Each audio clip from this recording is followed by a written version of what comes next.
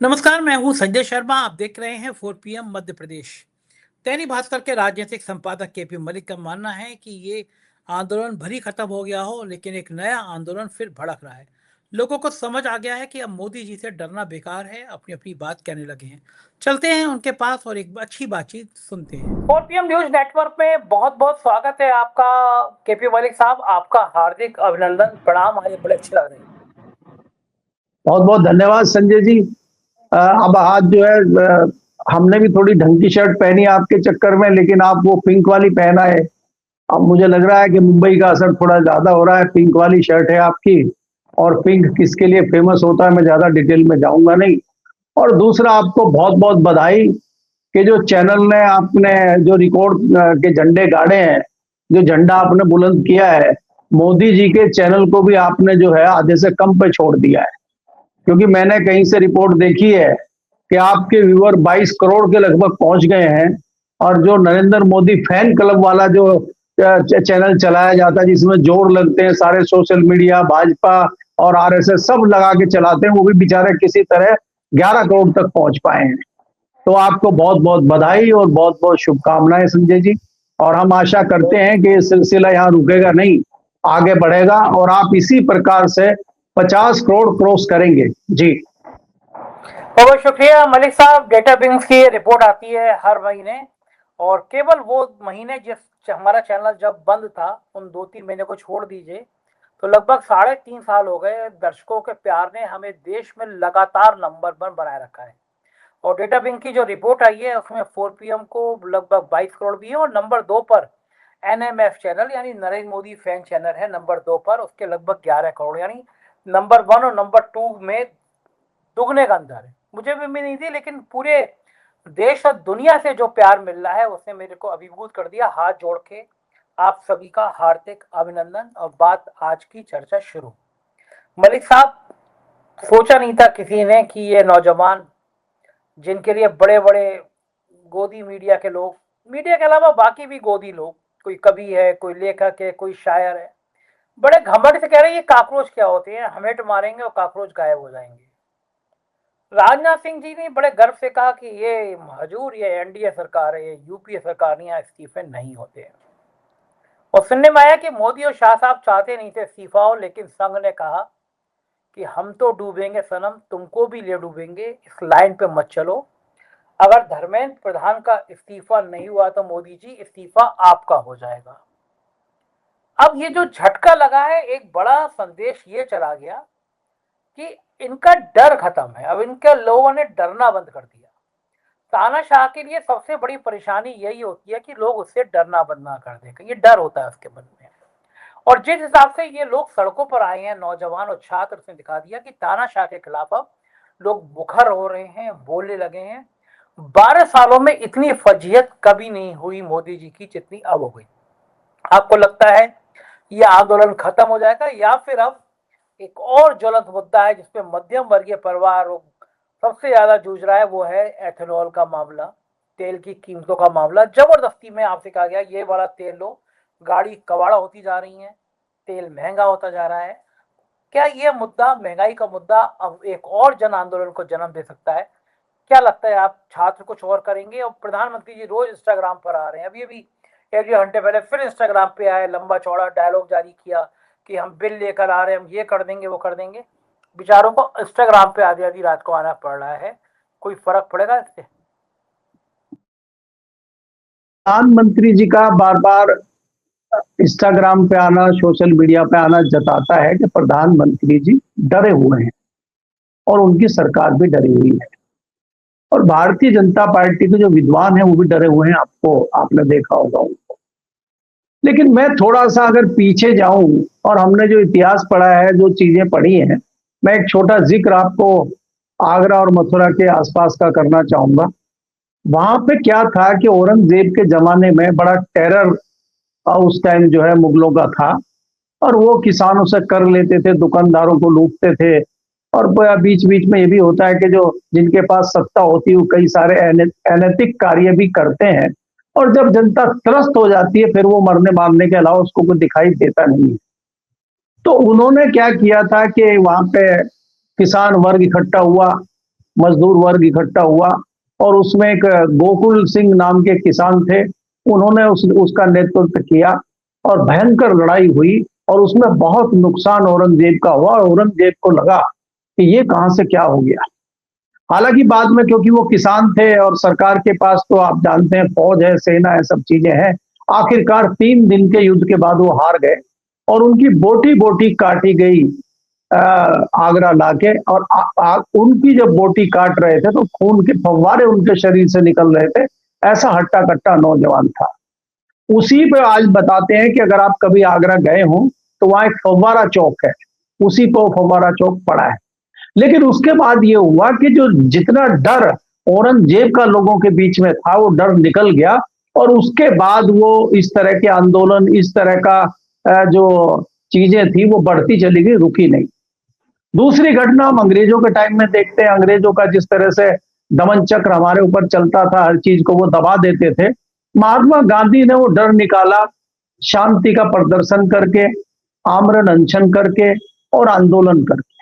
तो मुझे लगता है कि ये जो 12 सालों से एक डर बनाया गया था, चाहे वो सीबीआई का डर हो, चाहे वो ईडी का डर हो, चाहे आपके सांसद तोड़ने का डर हो, चाहे आपके ऊपर छापा मारने का डर हो, चाहे पत्रकारों को जेल में डालने का डर हो, वो डर इन युवाओं ने निकालने का काम किया है।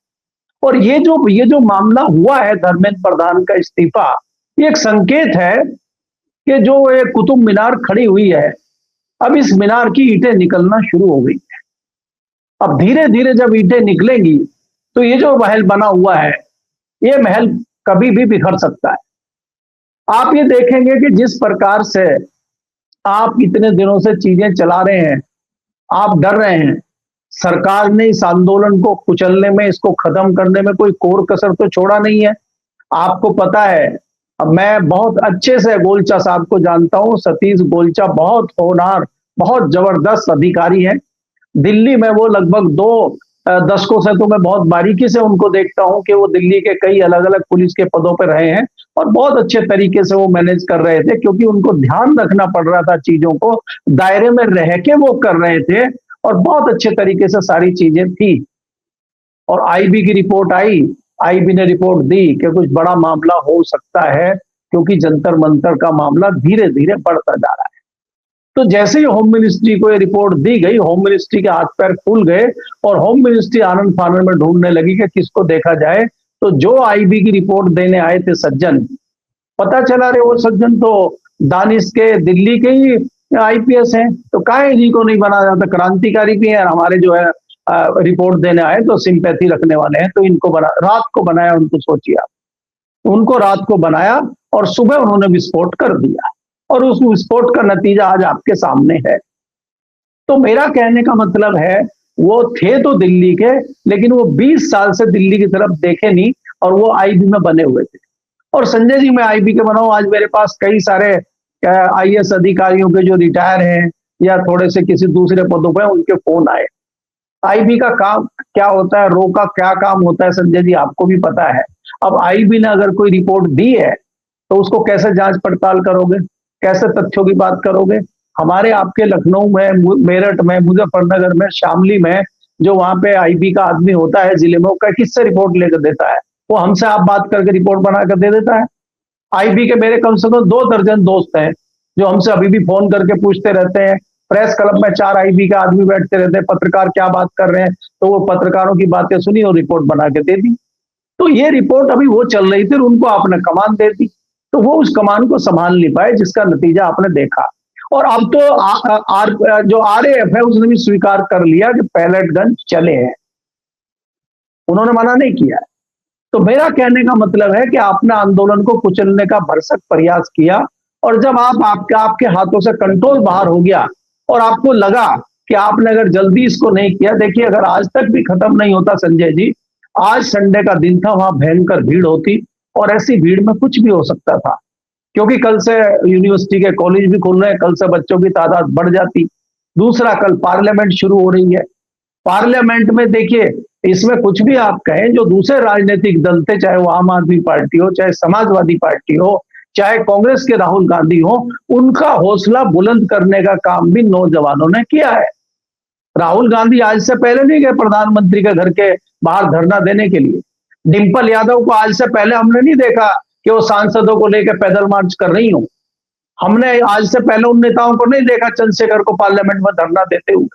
तो कहीं ना कहीं उनका उत्साहवर्धन भी इन्हीं नौजवान छात्रों ने किया है, और उसमें कई सारे ऐसे छात्र छात्राएं थे जो 14-15 साल के भी थे। उस पर हम लंबी चर्चा पहले कर चुके हैं।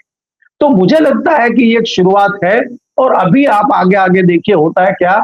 इसको एक डायलॉग भी कह सकते हैं जो हम और आप कई बार करते हैं कि पार्टी तो अभी शुरू हुई है। मुंबई अंदाज में अगर करेंगे, पार्टी अभी शुरू हुई है और पार्टी आगे तक चलेगी। तो पार्टी का नजरिया देखिए और पार्टी का मजा लीजिए और जो है नृत्य करिए उसमें। जी बिल्कुल ठीक कह रहे हैं मलिक साहब। आप लंबे समय से पार्लियामेंट कवर करते रहे हैं, सरकार के बहुत करीब से आपने सरकारों को देखा है। इस पूरे आंदोलन में चूक कहां थी? जहां तक मुझे लग रहा है शुरू में इस आंदोलन की तरफ थोड़ा आंखें मूंदी गई और दिल्ली की गोदी मीडिया को इशारा किया गया शुरू में दिखा दो, जिससे राम मंदिर की चंदा चोरी का मामला थोड़ा दब जाए, छुप जाए। मकसद ये था कि मंदिर की चंदा चोरी ज्यादा नुकसान पहुंचा रही है, छात्रों का आंदोलन हम खत्म कर देंगे, कांग्रेस पार्टी क्या होती है। लेकिन बाद में यही आंदोलन गले की फांस बन गया। क्या लग रहा है आपको, चूक कहां हुई? सरकार मोदी और शाह जो अपने आप को बहुत इंटेलिजेंट समझते हैं, वो गड़बड़ा कहां गए? क्या लगता था उनको कि उनके एक मंत्री की बदी चढ़ जाएगी, बदी देनी पड़ जाएगी? गलती कहां हुई? संजय जी, गलती आपके अहंकार और आपके जो अहंकार आपको है, जो आपको घमंड है, उसके सामने आपकी गलती हुई। आपने कहा अरे हम किसी को भी कुचल देंगे, किसी को भी देख लेंगे, तो उससे आपकी गलती हुई। राम मंदिर के मामले में कहीं ना कहीं आप दबाव में थे, ये नया मामला आ गया। और उसके बाद अगर आप देखेंगे जो कांग्रेस भी है उसका भी लगातार कहीं ना कहीं युवाओं में जिस प्रकार से राहुल गांधी जगह जगह जा रहे थे, पहले वो कोटा गए, देहरादून गए, तो एक पैरेलल भी छात्रों पे इस तरह का एक चल रहा था कि छात्रों को आकर्षित कैसे किया जाए, छात्रों को आगे कैसे बढ़ाया जाए। और दूसरा संजय जी, आप ये देखेंगे ये जो मुद्दा था, ये बहुत सेंसिटिव मुद्दा था शिक्षा का। ये 80% आज की डेट में ऐसे परिवार हैं जो कहीं ना कहीं इससे सीधा सीधा संबंध रखते हैं। या तो ऐसे छात्र हैं जो परीक्षाएं दे चुके हैं, उनकी नौकरी नहीं लग रही है, या ऐसे छात्र हैं जो परीक्षा देने वाले हैं, या ऐसे छात्र हैं जिन्होंने परीक्षा दे दी है, या ऐसे छात्र हैं जो 2 साल में 1 साल में परीक्षाएं देंगे। और कहीं ना कहीं सेंटिमेंटल तरीके से वो बच्चे जुड़े हुए थे और उनके पेरेंट्स भी जुड़े हुए थे। आपने देखा कि भारतीय जनता पार्टी के कई बच्चे ऐसे आए जो उनके पेरेंट्स, उनके फादर, उनका पूरा परिवार भारतीय जनता पार्टी को वोट देता है, लेकिन बच्चे वहां पे पहुंचे। तो ये क्या जताता है कि ये ऐसा सेंटिमेंटल वाला आंदोलन था कि सरकार इसको भांप नहीं पाई, सरकार इसको समझ नहीं पाई। सरकार को लगा जैसे दूसरे आंदोलन होते हैं ऐसे ही छोटा मोटा आंदोलन रहेगा, इसको तो हम कुचल देंगे। और कुचलने की पूरी व्यवस्था भी की थी संजय जी, ऐसा नहीं है। आपने सीआईए सब तक बुला ली, आरपीएफ, आरएएफ आपके पास है, दिल्ली पुलिस आपके पास है, उसके बाद आप बॉर्डर से दाएं बाएं से अगर सेना को बुला रहे हैं तो इसका क्या मतलब है? और जिस प्रकार का लाठीचार्ज हुआ है संजय जी, हमने आज तक नहीं देखा दिल्ली में। आप युवाओं पे लाठियों में कीलें आपकी लगी हुई है, आप गोलियां चला रहे हैं, आप लाठी भांज रहे हैं। जिस प्रकार से आपने देखा कि उस पर लंबी चर्चा हो चुकी कई चैनलों पे कि ऐसे ऐसे लोग दिखाई दिए जो पुलिस के लगते ही नहीं, चप्पल पहन के, लाठी लेके, पैंट शर्ट पहन के पीट रहे हैं, किसी का बैज नहीं लगा है। तो ये जताता है कि आपने पूरा प्रयास किया कुचलने का, लेकिन आप कुचल नहीं पाए। और दूसरा मैं आपको जो लगातार कहता हूं कि भारतीय जनता पार्टी हो चाहे संघ हो, कहीं ना कहीं अंदर से भी इस तरह की आवाजें उठ रही हैं कि मामला बहुत बिगड़ रहा है।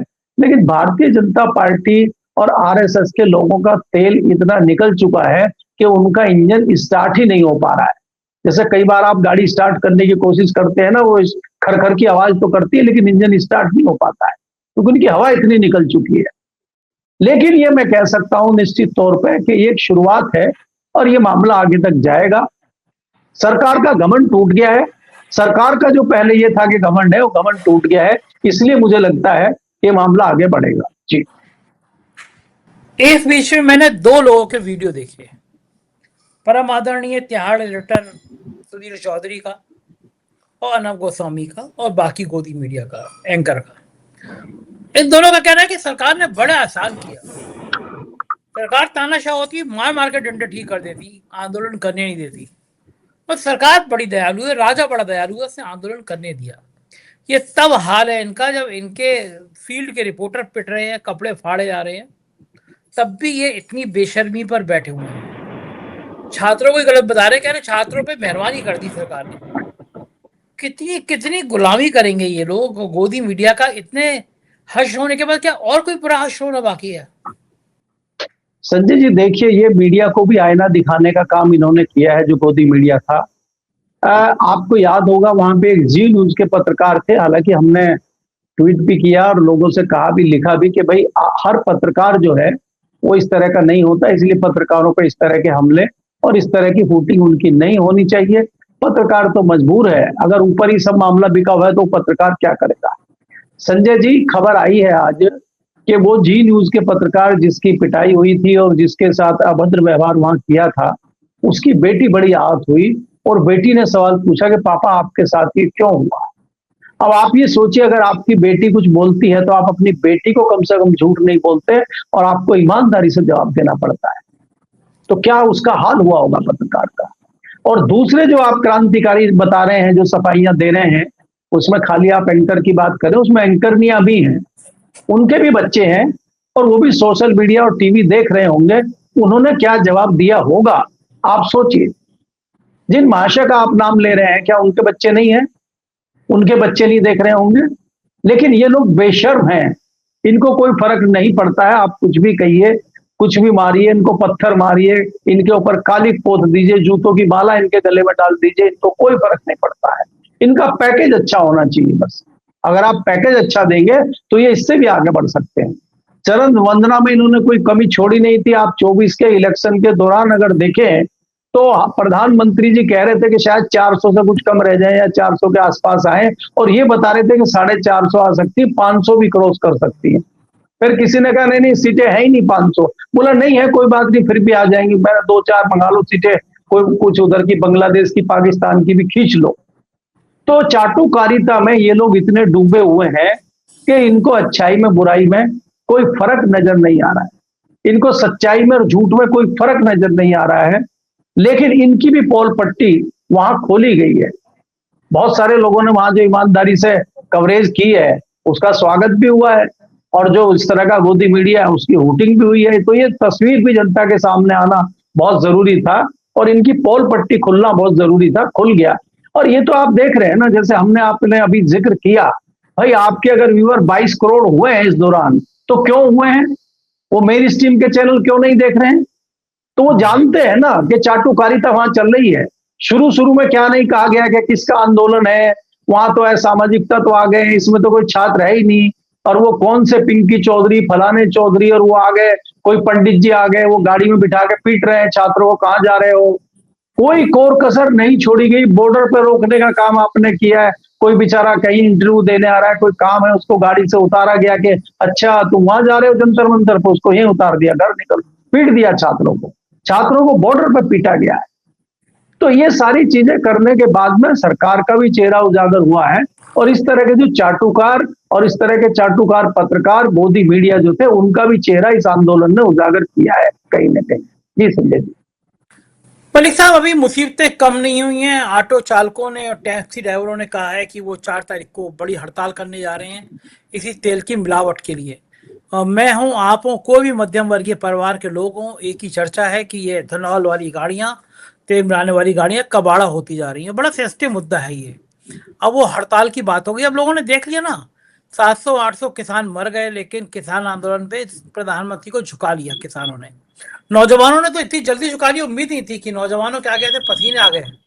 और अब ऑटो चालक, टैक्सी ड्राइवर ये सब हड़ताल करने जा रहे हैं। क्या लग रहा है अब ये मामला समझ में आ गया लोगों को? झुकती है दुनिया, झुकाने वाला चाहिए।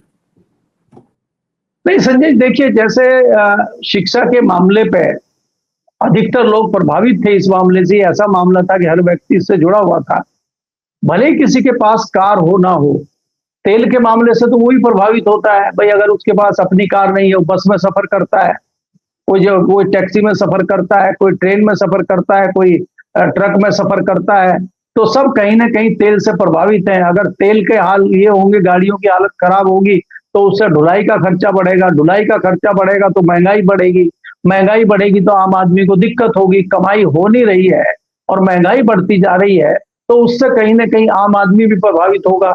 आज ऑटो वाले स्ट्राइक कर रहे हैं, कल को आम आदमी स्ट्राइक करेगा। दूसरा क्या है संजय जी, जो चर्चा हम सुन रहे हैं कि ये सारी चीजें देखते हुए किसान के जो किसान प्रतिनिधि हैं, जो किसान यूनियन है, उसमें भी हलचल शुरू हो गई है कि भाई अगर बच्चे अपनी मांग पूरी कर सकते हैं तो हमारे तो संगठन है, हम तो किसान हैं, अगर हम रसद बंद कर दें, हम दूसरी चीजें से प्रभावित सरकार को कर दें तो हम भी सफल हो सकते हैं अपने आंदोलन में। तो अब मैंने कहा ना कि ये तो पार्टी शुरू हुई है और ये तो एक रास्ता लोगों को, युवाओं ने दिखाया है। अब इस रास्ते पे चलने वाले कई लोग प्रयास भी करेंगे और कई लोग आगे भी आएंगे। अब आप ये देखें ना कि किसान की लागत जो है फसल की, वही नहीं मिल पा रही है उसको। कभी उसको आलू फेंकना पड़ता है, कभी उसको सब्जियां फेंकनी पड़ती है, कभी उसको गेहूं का रेट पूरा नहीं मिलता। तो वो जो लगातार एमएसपी की मांग कर रहा है, जो हमारे माननीय प्रधानमंत्री जी ने उनको जब कहा था कि मैं तपस्या में मेरी कोई कमी रह गई है और तीनों बिल वापस लिए थे, तो उन किसानों को ये वादा दे के विदा किया था कि हमने एक एमएसपी पे कमेटी बना दी है और ये कमेटी जल्दी रिपोर्ट देगी और हम एमएसपी पे कुछ ना कुछ नया रास्ता निकालेंगे। आज तक कोई रिपोर्ट उसकी आई नहीं है और कोई एमएसपी दी नहीं है।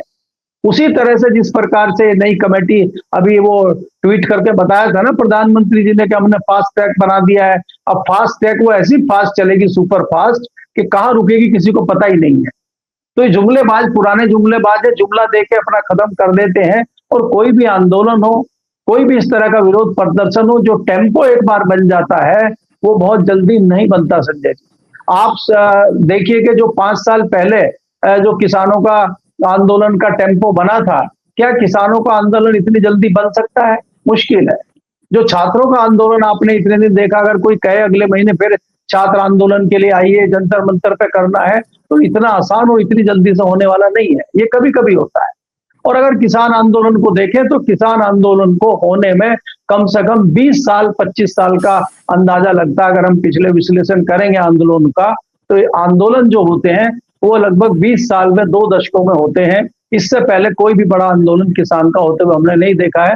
और छोटे मोटे किसान आंदोलनों से ये सरकार घबराती नहीं है, उनको लठों से ठीक कर देती है। ये इस सरकार का जो है इतिहास रहा है। आपने अभी भी देखा कि जैसे ही वहां हरियाणा के बॉर्डर पे, पंजाब के हरियाणा के किसानों ने कोशिश की आने के लिए, दोबारा वहां पे बॉर्डर पे फिर फोर्स लगा दी गई, फिर उनको रोकने का काम किया गया। तो ये सरकार जानती है कि किसको रोकना है, किसको क्या करना है। और ये बेशर्मी की कोई कमी तो आई नहीं है, लेकिन डर जरूर आ गया है। जो पहले बेशर्मी थी और बेशर्मी के साथ जो है डरना नहीं था, अब बेशर्मी उतनी ही है लेकिन डर खत्म हो गया है। जी ठीक बात है, ये डर आना भी बहुत जरूरी था। बहुत बहुत शुक्रिया मलिक साहब, आपने समय दिया, बातचीत की। तो ये थे केपी मलिक जी। और एक बार मैं फिर आपका आभार व्यक्त करता हूँ। आसान बात नहीं होती। लगभग 3.5 साल हो गए हैं 4 PM नंबर 1 पे लगातार है। आप सोचिए, एक महीने में 22 करोड़ व्यू 4 PM के। और नंबर 2 पे नरेंद्र मोदी फैन क्लब है, उसके 11 करोड़ व्यू। यानी हमारे पहले और दूसरे के बीच में दुगने का अंतर। ये तभी हो सकता है जब देश भर के लोग इतना प्यार करें 4 PM को, इतना साथ खड़े रहें 4 PM के लिए। मैं आपका हृदय से बहुत बहुत आभारी हूँ। मुझे बताइएगा जरूर कि ये केपी मलिक की बातचीत आपको कैसी लगी और आप क्या सोचते हैं। शुक्रिया, थैंक यू।